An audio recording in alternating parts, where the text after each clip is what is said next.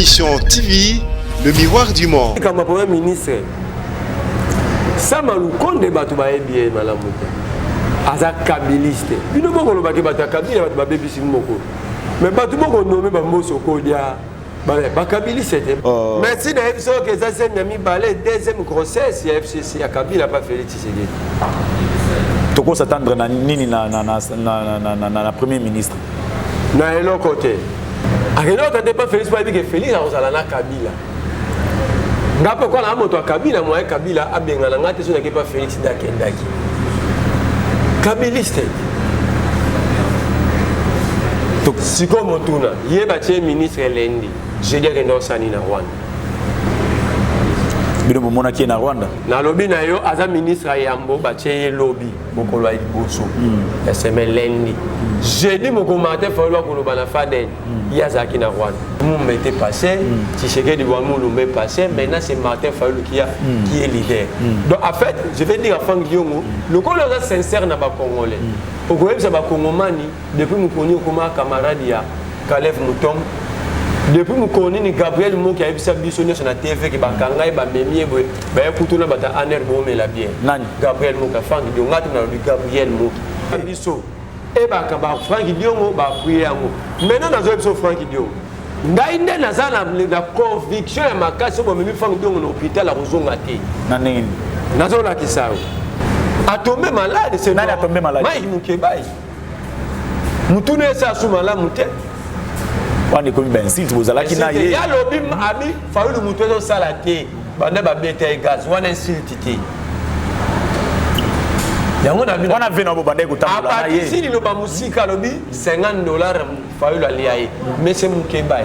$50 on met la tous les amis au Kabila. Que ça cadeau, on a repris papier katana na Kabelo. C'est à toi après, c'est à prendre à laisser. On a quand même beau. Si le sait que mensonge Franck Diongo, cadeau chaye ko beta ba Congomani. Tarsis le sait que bateau ba ebi c'est une politique congolaise. Proche Etienne Tshisekedi, c'est un grand combattant. Même Martin Fayulu, à l'époque où on a déjà la conférence nationale souveraine, conférencier, Franck Diongo a ça la catch à l'époque où Massa Zapata, il y a Sibolite, il y a Bedingwe. Donc, tant que nous avons ça la catch, Martin Fayulu a ça la politique. Donc, Martin Fayulu a mis Ebanela qui déjà n'a. Mais Mayotte, parce qu'on a banné nos nantes au Franck Diongo, ma camarade Inaïs a autant de la banque, Cabo à Cabo, Sibolite, Ndonda Poum. On a un autant de la banque. Franck Diongo, à la Bakina na ya kachi tant Martin Fayulu bato zo tanga na bazaba nani bakache si bolide oyo ba emba ngingo zapata muninga Franck Diongo na kachi mais ce qu'on a zo biso boy na $680 ya bato ngai na défila yo au foot raté ça fait 2 ans nani Mike Mukebai yo ngam na défila na otanga na ba kolombo au défila honorable Mike Mukebai la défila mbonga ke mela ba minzi na ba ngolomo c'est ce qu'il y a na bandal on a pas preuve. Aux années de charge. Mukebai sont ça $630 ya batu pour bangolomo seka bien recommandé à 16 €. Mon siko faut futa nion mais au mélange ya ba mingzi. Siko yo lo liga ba makambo yo salaki pona Mukebai. O Mukebai salaki pona. Ko tangata moto mi balé to misa. Ngala salela yo lobi o yo salaki pona honorable. Mingi siko passe. Yo lobi o salaki pona. Passe na ngeza mingi nini. Ya ona osenga bana lingwa la pardon na memela bango député inconscient. Merlin. Vous aussi nga bana lingua la yom to mara. Nga na sala campagne. Vous sala campagne. Ya na parler. Ah te bo voter ba masa na nga bo voter. Et du nouveau à Kinshasa, le complexe hôtelier Tremplin Royal sous Kanamasolo. Vous qui désirez passer des nuits inoubliables, l'hôtel Tremplin Royal vous offre un service de haute qualité, de chambres modernes répondant aux standings internationaux, salons et salles de bain bien équipées. Votre sécurité est assurée, les portes électroniques et même un coffre-fort dans la chambre. Tremplin Royal dispose d'un restaurant VIP, des plats de différents goûts à un prix hors conquérant, de boissons de toutes marques accompagnées d'une musique douce. Ce n'est pas tout. Pour vos déplacements, Tremplin Royal met à votre disposition une voiture pour tous vos déplacements et un groupe électrogène industriel pour faire face à la coupure d'électricité. Pour vos cérémonies de mariage, de collations, spectacles et autres événements, Tremplin Royal met à votre disposition une salle de fête de 300 places avec un décor de couleurs selon votre choix. Nous sommes situés au numéro 23 de l'avenue Aérodrome dans la commune de Barumbu, référence stade municipal de Barumbu. Pour tout contact, appelez-nous au 081 570 78 00 09 98 55 22 96 et Salimana Nouté, le complexe hôtelier Tremplin Royal, le confort et les nôtres sous Kanama Solo chez Tremplin Royal Kanoka Kae. Bonjour mesdames et messieurs, Ngawabino Gloire Bosobe Outremadi Bosobal, je vous dis ce qui au monde ce qui veut dire que il y a du nouveau, la politique pour tous la liste na bino makolo na bino na temps réel bipa y information zalaka nde bipa biso to yaka pona ko solola ko manyola matali politique ya mboka na biso pe ko socialisa bayi congolais o wapi pe lo lenge kani politique ezo tambola na mboka na biso na zali awanga mokote bo yebi malamu ke nomination et utaki kozala ya président de la République anomaki le premier ministre et ça fait déjà débat, ils ont sans polémique même, ça avinae selon Yango et puis Makaboya Vital Kamere, c'est ici que Tokoyoka Bogoyoka Tokosolangona Bino. Je ne suis pas seul sur ce plateau, je suis avec Mokoya Bino Bolandaka, moi Mingi. Merlin Vouvou, c'est avec lui que Tokomeka un peu Kosolola. Matali politique Merlin Vouvou, bonjour. Moten de Gloire Bosobal. Boni Nzoto, Boni Nzoto malamu, mais pas ces rapport Congo et Kotambola malamu. Congo et Kotambola malamu te, nde yango peti na mokonzi ya mboka zo bunda bunda zo luka ndenge nini ya bongisa mboka ndenge nini ekolo ekende liboso yango moni sima ya kokabwana na ba IFCC mokonzi ya mboka uti ko nommer le premier ministre, je pense que non, le jeune premier ministre qui n'a que 43 ans, tango yo moni nomination wana pe tango otali profil ndeko manyoli ya ndengeni ya liboso mokonza mboka tope Félix Tshisekedi Tshilombo azobunda te bomba abongola mboka liboso ko bunda po bongola mboka faut a réduit train de vie dans l'institution président de la République esika ya vandaka tango ye moko akokende mobembo na 500 personnes pendant la crise sanitaire, on les a retrouvés Samboka toko pombo la nem misolo mboka. Tant on mokonza mboka et moko ça dépassement budgétaire na présidence de la République. Il y a plus de 14 000%. C'est ça ko pombo la mboka to ko bongsa mboka. Banda Félix Tshisekedi akoma mokonza mboka. Ba détournement tout ya minene les kaka na présidence de la République, ba dépassement budgétaire, ba déficit budgétaire. Nyoso na présidence de la République. Tant qu'on y a comme Mokonza Mboka, banane ba c'est les réserves de change. Bango na présidence cité. Donc on va nga iteke ba ko luka ba bongisa Mboka. Le balanga plutôt a continuer ndenge ya président ya ba incompétent, ndé Joseph Kabila zaki président ya ba médiocre. Soko lobi na nga bongo na lobi na yo iyo.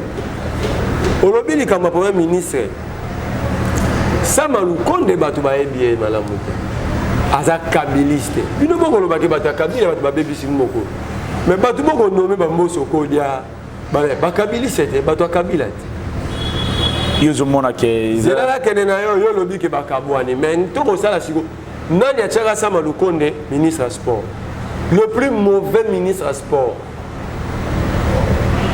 Mabia démissionna volontaire zela la kene na yo.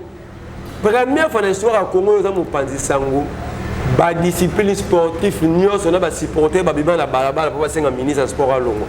Sama Lukonde te,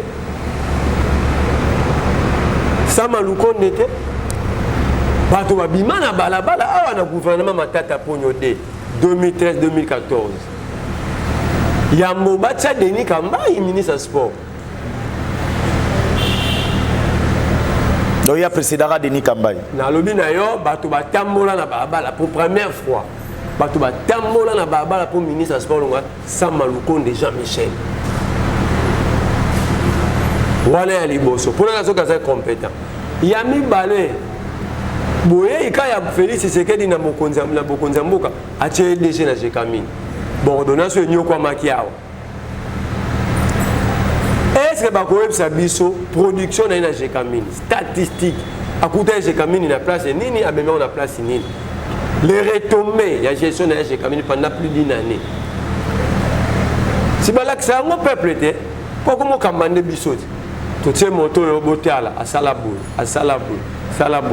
ba place asala ka pete botier to baka asala ka malamu mingi atana boanye belé akoki kotambusa bato na pression ya yambo asali bisika mibale ya okamamboka na ministère ya sport tant que ministre asali sous à gérer chez Kamine na ministère ya sport ba judoka ba boxeur ba handballeur ba tout ba footballeur ba sport ba sportif na ba supporter nyonso to tambola na baba pour na ba moto yo akoki ko diriger ta Kenya.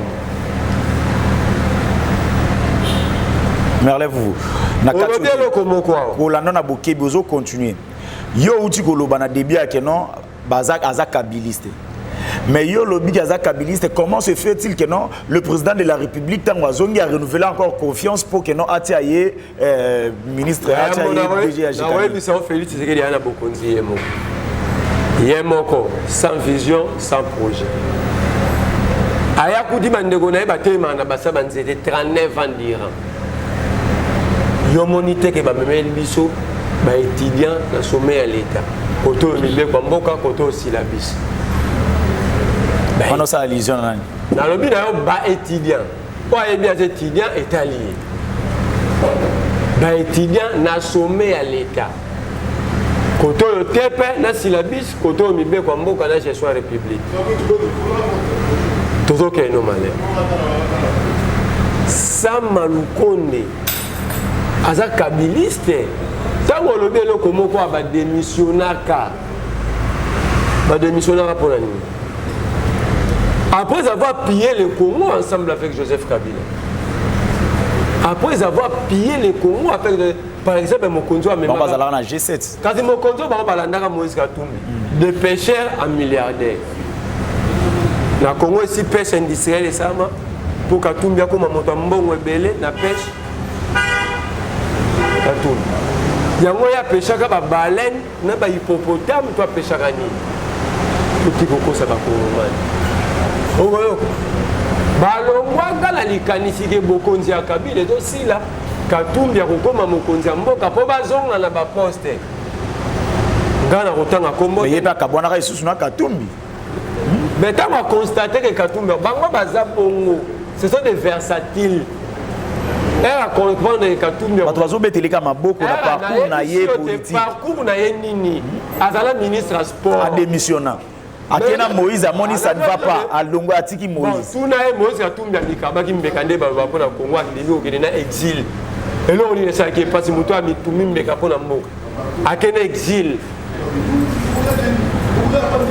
a comprendre que tant Katumbi aza candidat OK Katumbi aza candidat nde sikoyo ajuye ye akimi akekota na cash akeluka peso candidat za atante na nyako gagner na sa na ye okolanda akende ikan en 2018 et un mois avant les élections accompagne avec Katumbi asu candidat clôture ba candidature salama pour ani akende pas Tshisekedi en 2017 et 2016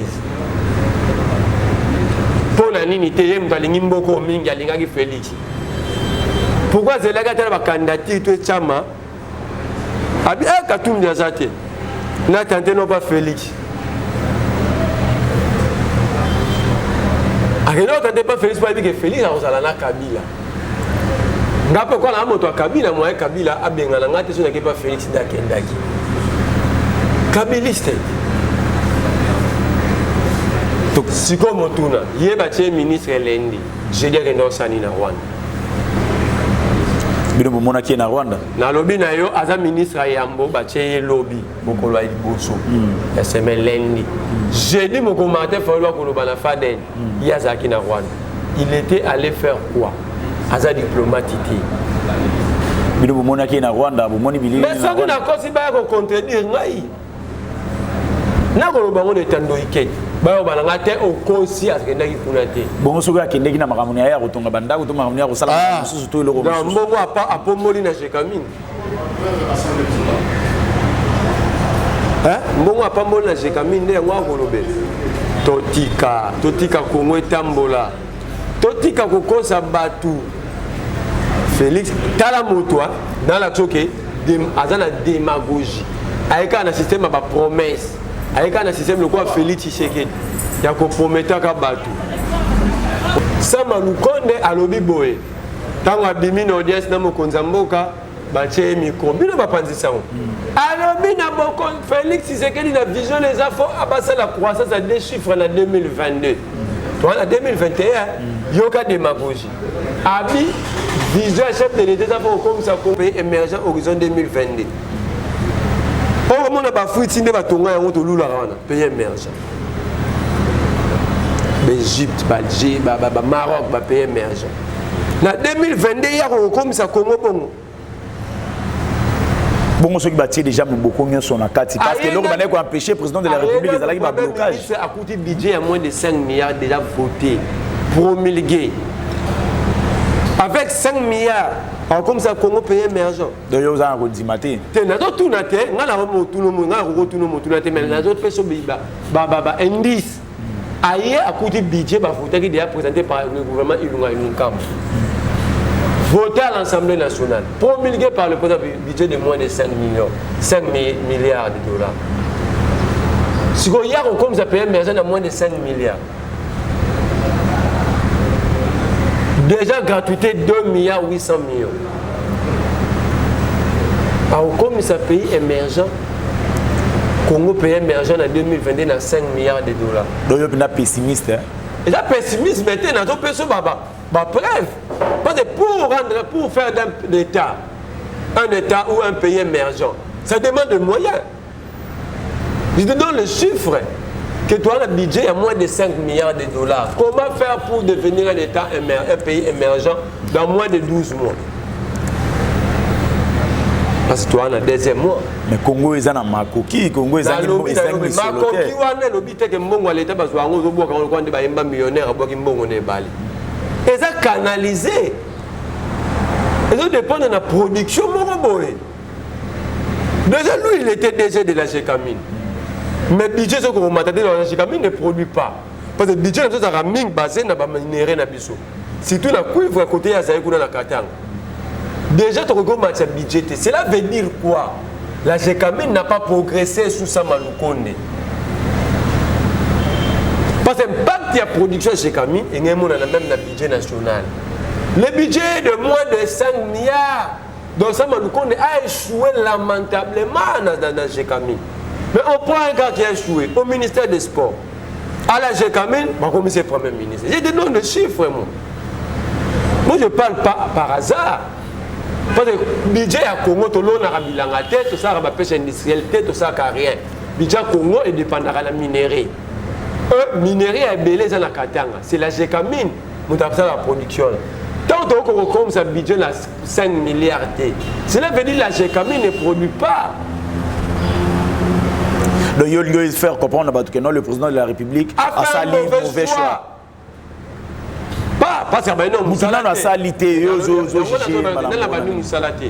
mais on juge l'homme dans la œuvre. Ce que Zaga gère une entité morale de la République.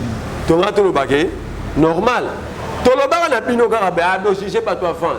Tu vois il a lukamba atiki batu ya CNSS na ba nyongwa 18 mois de salaire. Ba bien bino ka ba procès d'intention. Il nous a nous comme Bassalini. Tout le baga de tout le baboué. Après Félix c'est différent. Babi ba ilu kamba ba yaki na mamba blocage. Mais un tout le baga qui azalaka déjà CNSS a échoué kuna. Azalaka na la commission belé a échoué plusieurs ministres sous mon bout a échoué. Ba on a besoin où est Félix. bozo bobino lika bolo ba maramuna mutuna salité suka na ngomba Félix akomo le laté ilunga zo le na komba Félix talamboka Félix ole na komba ilunga luka toko loba toko belle la sama lukonde eza opportunité eza responsabilité eza opportunité te pour eza responsabilité pour comme loba ke te Yemo kwa lobby, na 45 minutes, il n'y a pas moyen de traiter notre Félix. À lobby, elle a compris la vision du chef de l'État. Donc, dans 45 minutes, Congo a Marbébélé à comprendre sur 45 minutes. Même Marabout, même Marabout a donné la capacité à la ceux qui ont un retard, peut-être, à comprendre le Premier ministre a la rapidité qui fait beau ta jalousie. Dans 45 minutes, il doit définir un programme. Parce que le programme du gouvernement, il a défini en commun entre le Premier ministre et le Président de la République. Donc, dans 45 minutes, il y a une vision, il n'y a pas Félix. Félix a compris.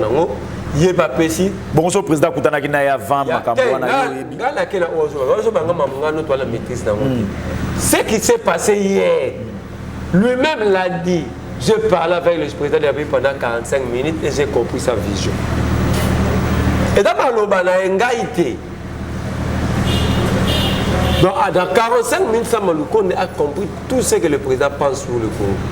Le président aussi a compris ce que Samaloukonde pense sur la gouvernance du pays. Dans 45 minutes. Il y a un ABC. Le gars a la capacité à compréhension et à divination de Makamou. Qu'on les canaux marabout na Bénin. Et comme à l'obité, blocage. Et comme à l'obité que les amis du président m'empêchent à bien faire mon travail. Parce que moi, il dit que c'était un incompétent. Le Premier ministre. Oui. Mais dans le ministère à sport, dans le GECAMINE. De commerler vous. Si vous avez Hollanda malamu olobi ke non na début na yo bandi ke non tant bozolo ba Kabila zananu Kabila donc royo lo ba ke non selon ba dire na on a selon le peuple ko comprendre ke non Kabila zananu na Félix de Makambo surtout Fayulu a raison pour premier ministre va renommer lundi na Congo jeudi il est au Rwanda et on a zo conflit na zo connait au Loba on a aussi nous sommes en démocratie qu'ils viennent me contredire sur le plan démocratique ba finga te ba ya so na kosi. Donc, Congolais mokote na mukilo ko za na Rwanda avant le bibomoté. Donc ce Congolais comme na Rwanda c'est que veut dire Azam to Kabila, Azam to Yanini. Mais déjà Azam to FCC, na tangeli au parcours na été. Mais Longwa déjà Kalaté Merlin. Qu'est-ce qui prouve que Longwa est solo? Qu'est-ce qui prouve à Félix que les gens qui ont traversé du FCC sur une biscuit union na ba sincèrement. Le Premier ministre, le président de la République, Félix Tshisekedi. Pour le bien, le bateke, Bakosaki, Batouana Bayaki pour Bakosayi. Pour à chaque fois, on nomme Karabato et FCC Baouterina Kabila. Mais hier, nous avons pas de Bato Kabila, nous avons beaucoup de Kabila Babatumami. Mais la nomination est une salaire constant. Ils ont nommé Kabila. Et c'est par là qu'ils ont confirmé que non. Merci d'avoir dit que ça c'est une deuxième grossesse, il y a FCC, à Kabila pas Félix Tshisekedi. Tu peux s'attendre à la Premier ministre. Na l'autre côté. Na l'autre côté pour Yemo Mokonzambo kaza na vision té. Na l'autre côté. Yemo Mokonzambo kaza na vision. Ah na vision té. Na l'autre côté. Ozoya, passe à Congo kaka. Passe à Congo. Ah. Dès que la cour d'appel suspend l'audience, la cour d'appel suspend l'audience, et la décision, il y a cour de cassation pour la Makamboita ligne de Vital Kamere. La situation est normale. Quand on doit saisir, juridiction supérieure, la juridiction Samisae, juridiction inférieure. C'est la décision de la juridiction supérieure. Ça, c'est le droit. C'est correct. C'est correct. C'est correct, c'est le droit. Est-ce que Vital Kamere a la chance de vous aller à Libanda et à Mboka na Mikolozoya? Wane est Taliba Zouzi. Libanda à prison. Wane est Taliba Zouzi. Wane est Taliba Zouzi. Donc, moi, je suis à Mungu à Kuna. Balobakaso, likamwana maboka Bazouzi, Batonyoso, pour pas vendre qui n'est pas la décision à Bazouzi. Il faut comprendre que non, tous les la décision à Bazouzi. Donc c'est la bonne chose de Rosania, la maboka Bazouzi. basusu nde bakokata likambo bango bato bakondanaki ye pasaleli mobeko na ye akei na deuxième instance supérieure na cour d'appel ye moko amoni ke cour d'appel soki amoni nini akei na cour ya cassation. C'est le droit akona un échelonnement. Nous voulons que la justice soit faite. Parce que Mongo a plus de 400 quelques millions de dollars. Et pour 40 ou 57 millions de caméras. DG à Safrika Sakenda. DG à Robank. Mibi Baye Baoto Bimisaba. DG Sokok na DG OVD. Ça, c'est l'état de droit made in limité. Parlons un peu dans le discours. Il y a Fayoulou qui était l'émission polémique ces derniers temps. Il fustigé bato belé tout le monde ici na ambassadeur ya Rwanda va intervenir ti na de Kofran Diongo à lobby Mike Mukebai ba de presque belé ba se prononcer par rapport il y a discours wana to ke dena no moko na moko to bandana de Kofran Diongo tango de Kofran Diongo bandana ambassadeur à Rwanda Vincent Carré. Dans une émission, nous diriger tout bandana ndeko Frank Diongo. Tant que Frank Diongo a zolo discours et Silif Martin Fayoulou. Nde sali que non akomati na ko le bababilo ko wana et puis il faut ils ont senga ba memaye pour nous la mutu na ye. Est-ce que Martin Fayoulou bon monite que non ils appellent ngongao que non akoki ko vanda kimia. Na royano la liboso boy. Nga etake kongomani. Nakoki kondimate après tout ce que le Rwanda a causé au Congo et aux Congolais comme dommage. Rwanda comme premier pays producteur il y a coltan. Barana coltan ta part bangombe na bangomba. Rwanda comme premier pays producteur il y a minéraux kili barana ngote à part bangomba na bangombe. Après qu'on m'a plus de 10 millions de Congolais, ce n'est pas seulement moi qui l'ai dit. Plusieurs rapports internationaux ils ont pointé Rwanda comme auteur de Biloko Wana. Et les lots, Vincent Karega a tellement un leader de la politique, de la scène politique congolaise. Et pas si Vincent Karega ba Congomani loko la ba Frank Diongo. Ba zui ba koteli ambassadeur ba appuyer. Ngai naza la vision mona Félix. Na Mukebai, na Frank Diongo, na Jama Kaboul, politiquement, mais je ne peux jamais tolérer que l'ambassadeur, ces garçons de course de Kagame, Abana Rufinga, ni Félix, Afinga, Jama Kaboul, Afinga Kabouya, je ne l'accepterai jamais. Là, nous sommes plus un peuple. Que le Rwanda a pour Mabiso, a connu Babilo, on a biso. Mais peut-être il a réagi parce que besoin de Kanaye. Et Frank Diongo va prier en haut. Maintenant, nous avons Frank Diongo. Nous avons la conviction et ma casse pour me Frank Diongo dans l'hôpital à Rozongate. Nous avons la Kisao.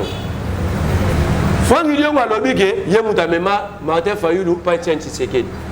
Martin Fayoulou a connu Etienne Tshisekedi depuis 1990. Frank Diongo est à Kinshasa en 1989. Avant na Mayenge na commune à Kinshasa. Na appelé Mayenge. La vie qu'il menait, c'est sa vie dans le côté en côté. Frank Diongo. Moi-même, Martin Fayoulou, pas Etienne Tshisekedi, comme on est Tarsis Loseke. Mensonge Frank Diongo, Kadio Chaeko Beta Bakongomani. Tarsis Loseke, bateau, c'est une politique congolaise. Proche à Etienne Tshisekedi, c'est un grand combattant.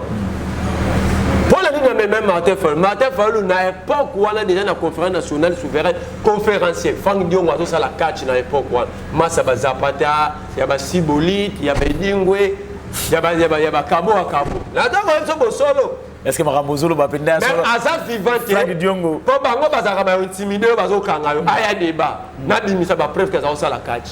Bah, image ça.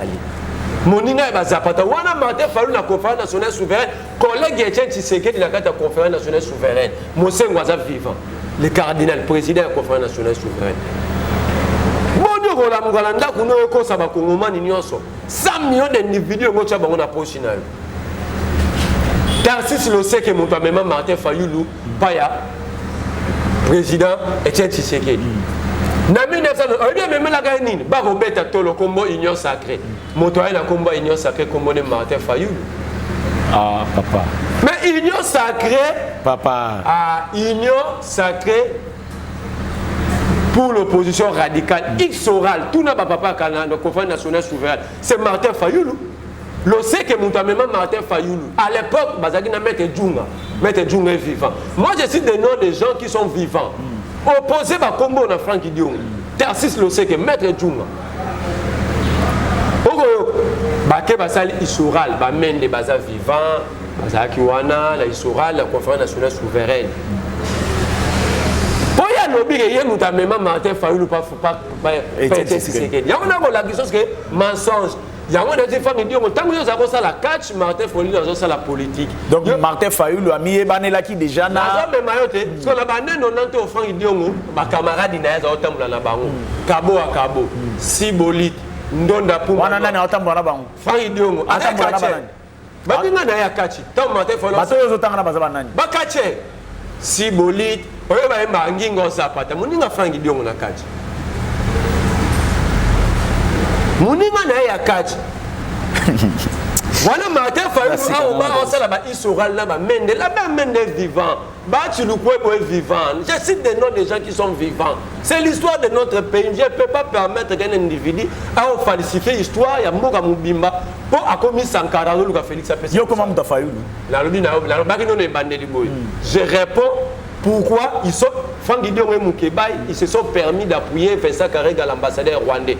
En tant que Congolais, et tant que peuple, je ne peux pas l'accepter. Mon Vincent Karega sera affini Jean-Marc Aboun, je vais l'attaquer, je vais répondre. Jean-Marc Aboun, c'est un acteur congolais. Je ne peux pas accepter, après tout ce que le Rwanda a sali dans le Congo, on se permet de refinir un acteur congolais. Et ça pour la Martin Fayoulou. Sauf Vincent Karega, fini même Franck Dion, on a rebalé Vincent Karega. Nous sommes Congolais, nous sommes un peuple. Il faut battre la dignité à Moka, il y a un peuple. Rwanda, Bomi, Biso, Bayibi, comme le premier producteur à Colton, pendant que pendant que allez, là, nous ne sommes plus un peuple. Nous ne sommes plus un peuple. Alors, il faut pas me mailler. Il y a une émission, je parie fort, sur l'hôpital à Rosemont, c'est Franck Dion. Ce n'est pas Martin Fayoulou.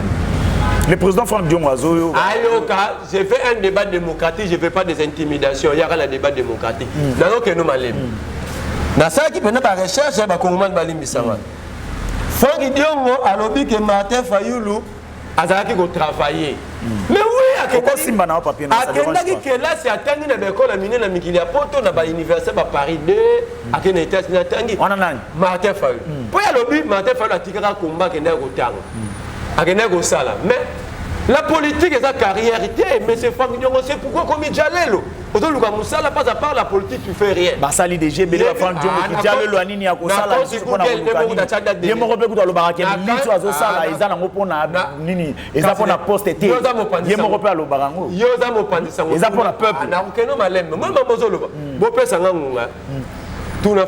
dans sa vie, il a travaillé dans quelle entreprise, même privée. Moi, Merlin, que je parle, si j'ai travaillé chez Orange, délégué commercial, lui, il a travaillé où, Franck Dion. À part créer dans des télévisions et faire les catchs. Dans d'autres nous malem. Alors, Martin Fayoulou a ça dans la politique. Mais Martin Fayoulou a ça la FDD. N'a pas dit le quoi, on a le tundu là au parla Christophe. N'a pas Ilondo. Baza vivant. Madame a FDD Forum pour la démocratie et le développement 1990. Franck Dion était où? En 1990. Bati aza vivant, Lutundu aza vivant, Ilondo aza vivant. Le président du Forum en Ezagina, Lutundu la Christophe, l'actuel député. Vice-président Martin Fayoulou. Tant wana basaki FDD wana ba Lutundu la ba Bati. Franck Dion azalaki wapi? Na kena les sous. Mars a créé 1992. Na février 92 avril. Franck Dion était où? Parce qu'il parle de la lutte. Mais c'est il parle de la lutte. Il faut tout la lutte. En 1990, parce qu'il y a une lutte. Et bien, c'est autre temps, autre mers. Il y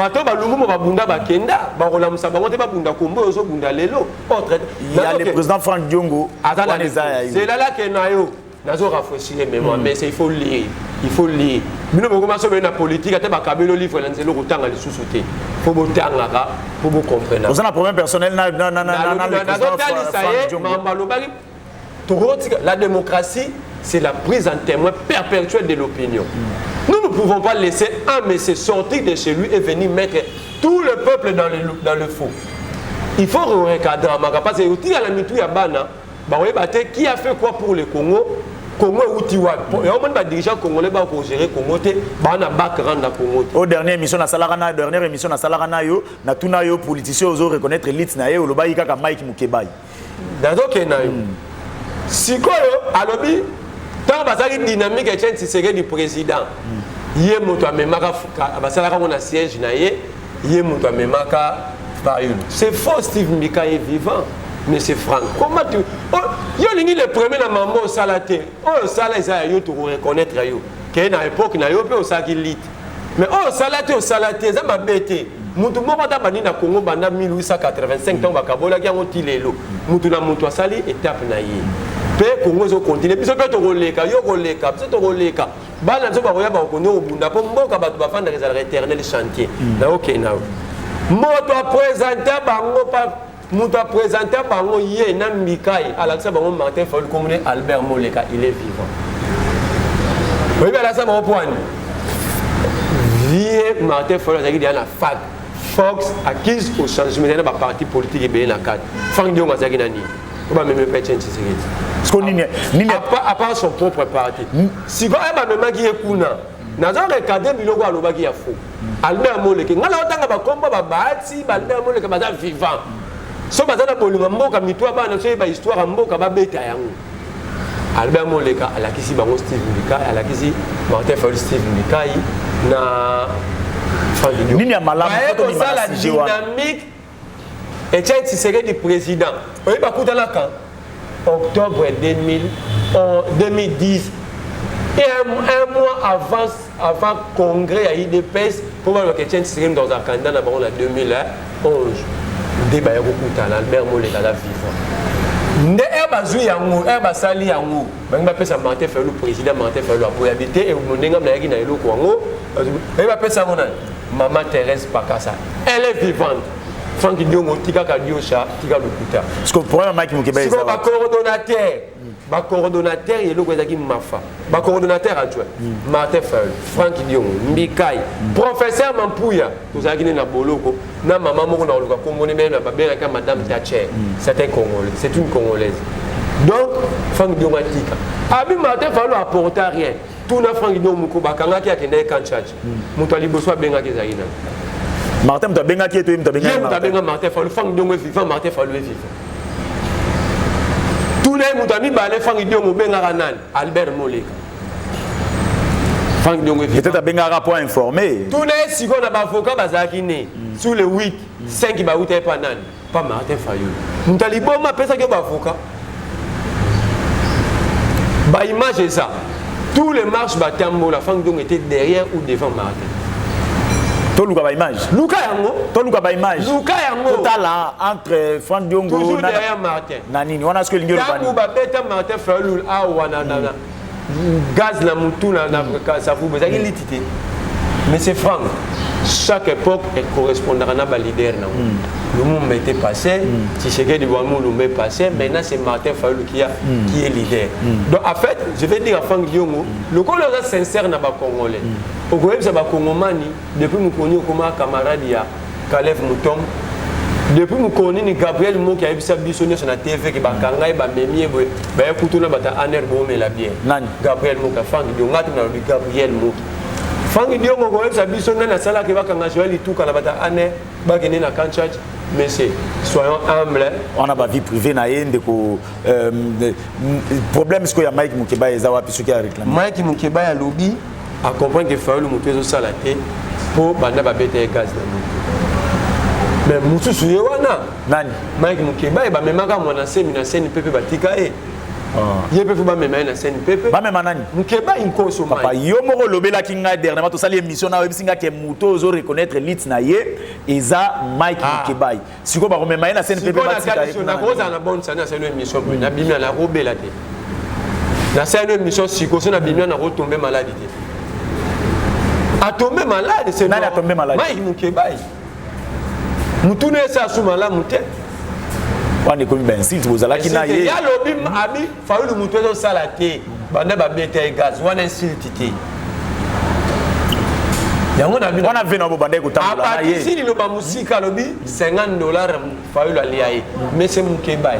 $50 on met la tous les amis au Kabela. Que ça cadeau na repose papier katana na Kabelo. C'est à toi après c'est apprendre à laisser. On a quand même beau reconnaître en gros. C'est là $50. C'est là même ça.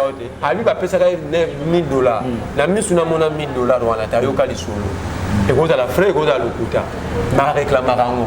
Et puis na niveau responsabilité nous réclamer mbongo au Bakabela qui. Mais ce qu'on a joué du soboé, na $680 il y a battu, ngai na défait là yo.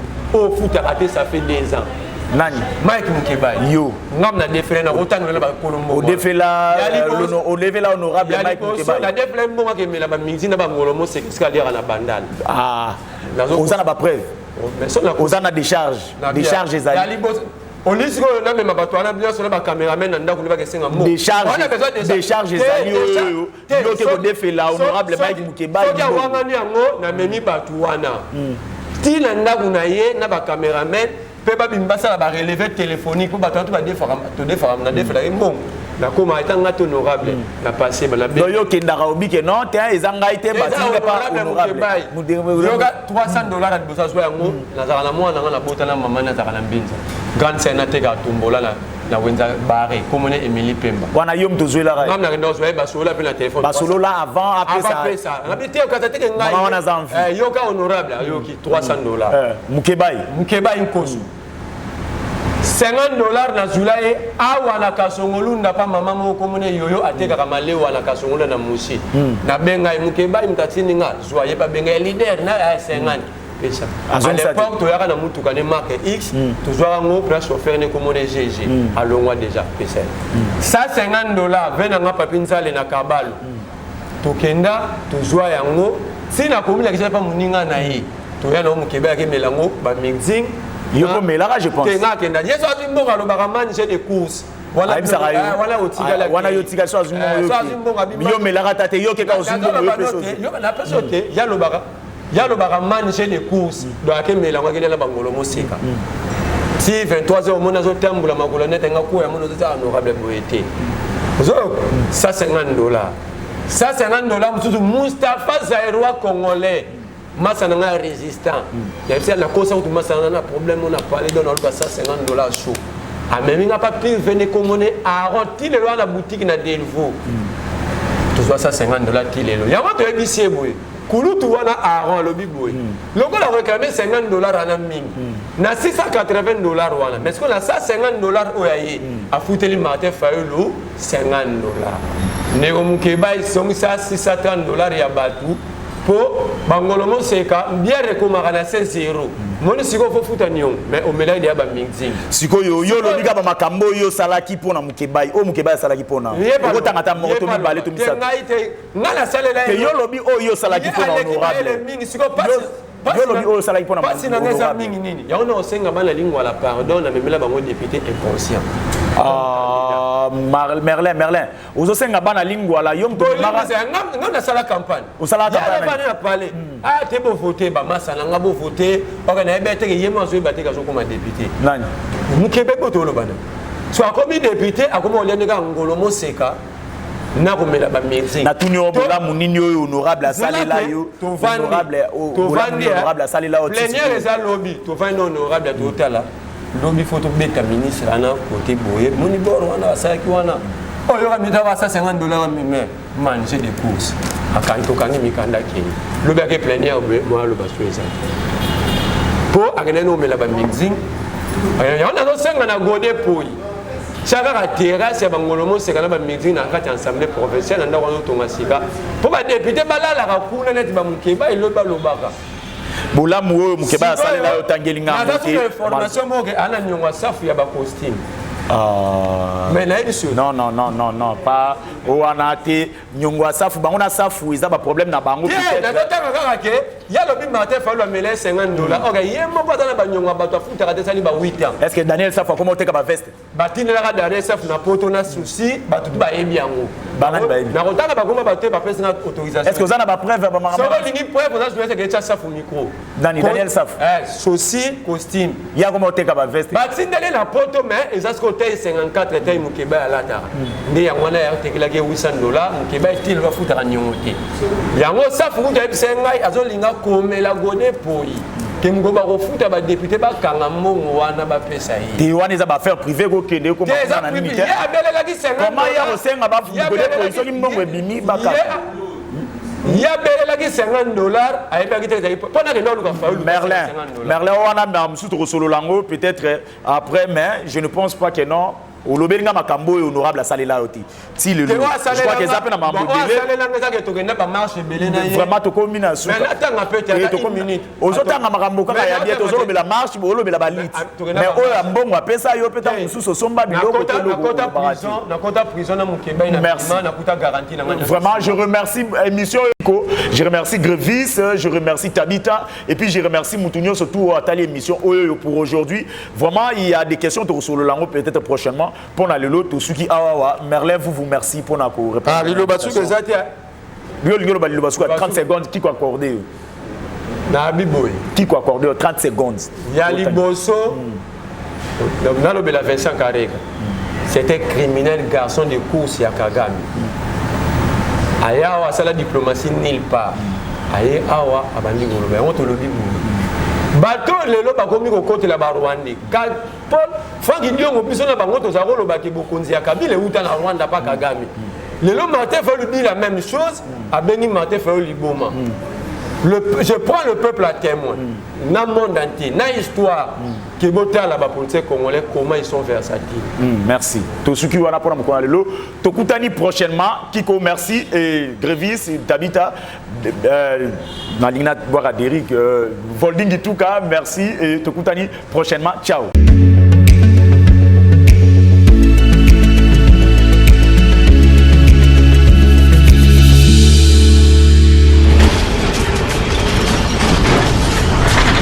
Ma mission TV, le miroir du monde.